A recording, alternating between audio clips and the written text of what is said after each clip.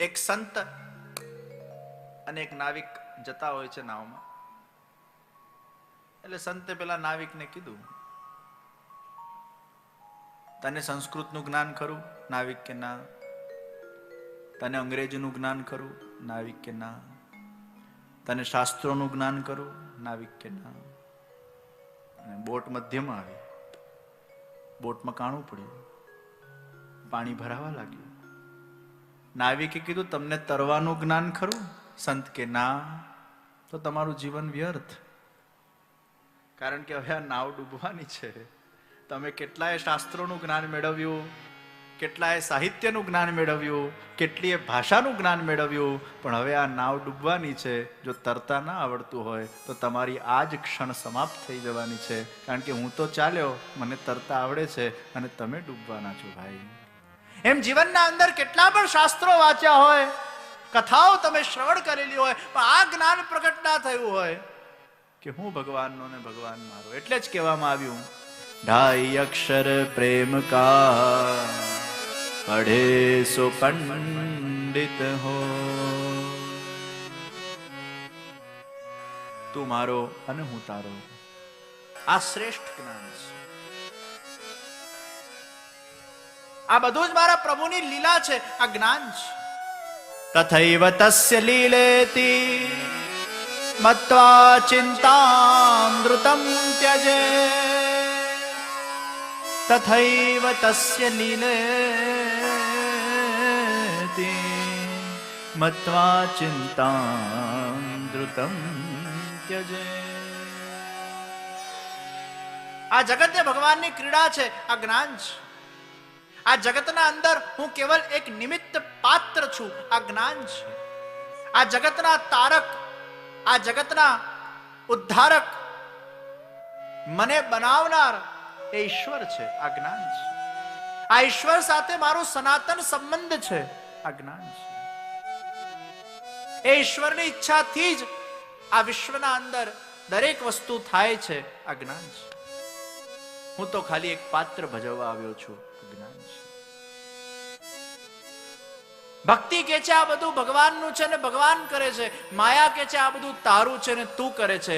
આ તારું છે ને તું કરે છે, આ અજ્ઞાન છે. આ ભગવાનનું છે ને ભગવાન કરે છે, આ જ્ઞાન છે. આ જ્ઞાન અગર વ્યક્તિમાં પ્રગટ થઈ જાય છે તો એને કોઈ જાતે પ્રસન્નતા કે શોકમાં એ પડતો નથી. સાક્ષી ભાવ એ વાદળા જયા કરે છે આકાશના અંદર, પણ એ પોતે એમાં જોડાતો નથી, એમાં લિપ્ત બની જાય છે. આ જ જ્ઞાન છે.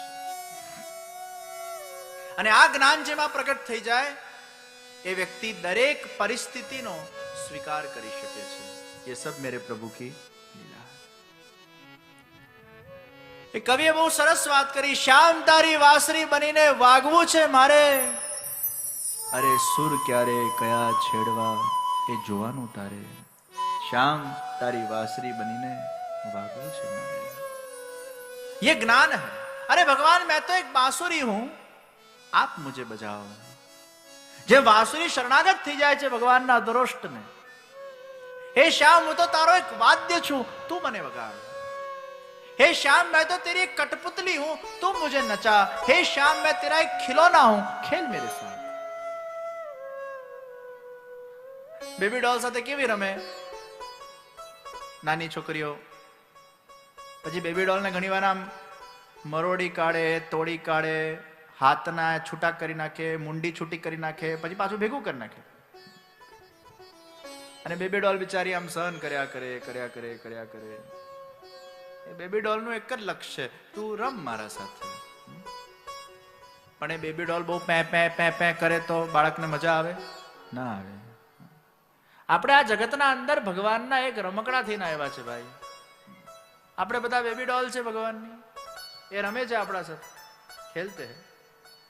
કોઈક વાર હાથ ભાંગી કાઢે, પગ ભાંગી કાઢે, કોઈક વાર ડિટેચમેન્ટ કરી નાખે, પણ બહુ પે પે નહીં કરવું.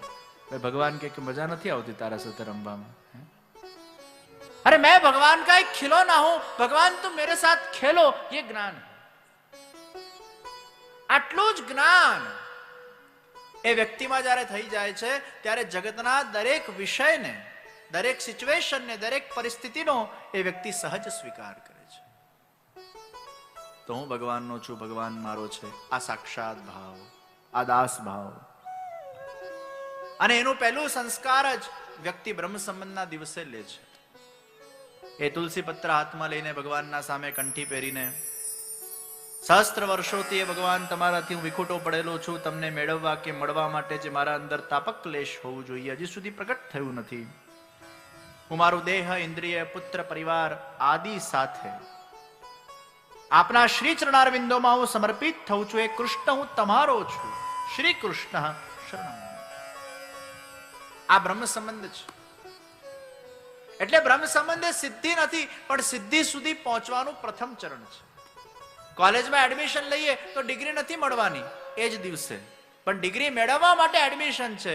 એમ પુષ્ટિ ભક્તિ માર્ગના અંદર ભગવાનના ગોલોક ધામ સુધી પહોંચવા માટેનું જે પહેલું ચરણ છે એનું નામ બ્રહ્મ સંબંધ છે. કે એમાં એ સંસ્કાર જાગૃત થાય છે. જે ભગવાનથી વિખૂટો પડીને એ ભગવાનને ભૂલી ગયો છે, ભગવાનના સંબંધને ભૂલી ગયો છે, તો એ બ્રહ્મ સંબંધના માધ્યમથી એ ભક્તિ આશ્રમની શરૂઆત થાય છે. જેમ શરીરના શરીર સાથે લગ્ન થાય ત્યારે ગૃહસ્થ આશ્રમની શરૂઆત થાય, એમ આત્માના પરમાત્મા સાથે બ્રહ્મ સંબંધ રૂપી લગ્ન થાય ત્યારે ભક્તિ આશ્રમની શરૂઆત થાય. શરીરના શરીર સાથે લગ્ન થાય ત્યારે મંગલસૂત્ર પહેરાય, આત્માના પરમાત્મા સાથે લગ્ન થાય ત્યારે કંઠી પહેરાય. એ જ્ઞાન શક્તિ અને ક્રિયા શક્તિના મધ્યમાં ગળામાં આપણે કંઠી પહેરીએ છીએ. એટલે જ્ઞાન શક્તિ અને ક્રિયા શક્તિને જે ભેગું કરે એને ગળું કહેવાય. એટલે ગળા કાપવાની વાત કરીએ છીએ. એ ગળું કાપો એટલે જ્ઞાન શક્તિ અને ક્રિયા શક્તિનું ડિટેચમેન્ટ એ છૂટું પડ્યું એકબીજા સાથે. અને એ ઇન્ટરસેક્શનમાં જ્યારે તમે કંઠી પહેરો છો, અને મહાપ્રભુજીએ બહુ સુંદર એનું અર્થઘટન કર્યું કે જે કંઠી પહેરીને સ્નાન કરે છે એને પ્રયાગ તીર્થનું ફળ મળે છે. એ જ્યારે સાધારણ જળથી સ્નાન કરતો હોય અને કંઠી પહેરીને પછી જે જળથી સ્નાન કરે છે એ જળ પવિત્ર બની જાય છે. There is a difference between શુદ્ધતા એન્ડ પવિત્રતા. તમે હાઇજીનિકલી ક્લીન થયા એને શુદ્ધતા કહેવાય, અને તમે પાપ રહિત થયા એને પવિત્રતા કહેવાય. આપણે ઠાકોરજીની સેવા કરવા જઈએ ત્યારે શુદ્ધ પણ હોવા જોઈએ અને પાપ રહિત પણ હોવા જોઈએ. એ કંઠી પહેરીને જે વ્યક્તિ સ્નાન કરે છે એ તત્પૂરતું પાપ રહિત બને છે.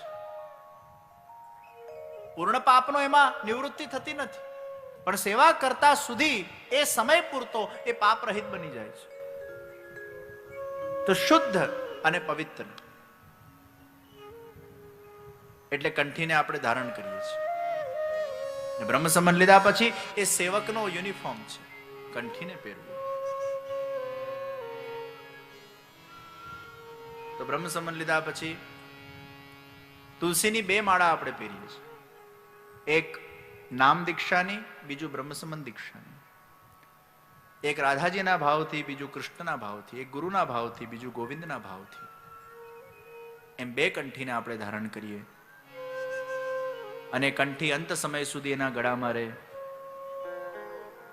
અને જ્યારે એ સદગત આત્મા ભગવાનના ગોલોક ધામમાં જાય પછી એના પાછળ માલા પેરામણી કરવામાં આવે, એમાં કંઠીની પેરામણી થાય છે. કંઠી એને પહેરાવવામાં આવે છે.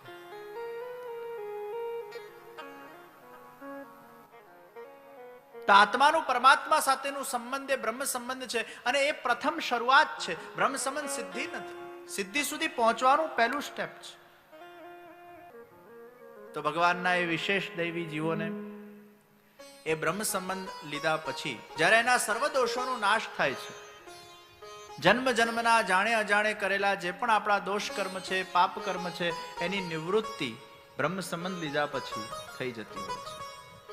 એટલે આપણે શુદ્ધ બનીએ છીએ.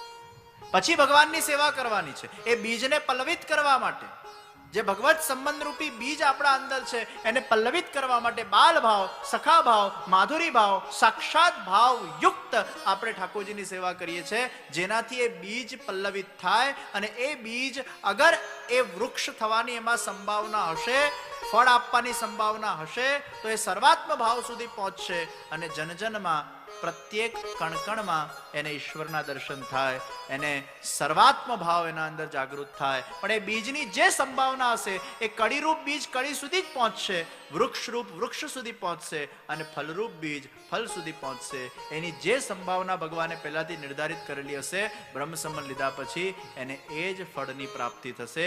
પુરુષાર્થ करना उसका धर्म है, साधन करना उसका धर्म है, सिद्धि प्राप्त करवाना, सफलता प्राप्त करवाना वो ईश्वर के हाथ की बात है. इसलिए पुरुषार्थ करते जाओ, कर्म करते जाओ, फल की इच्छा के बिना वो फल ईश्वर प्रदान करता है.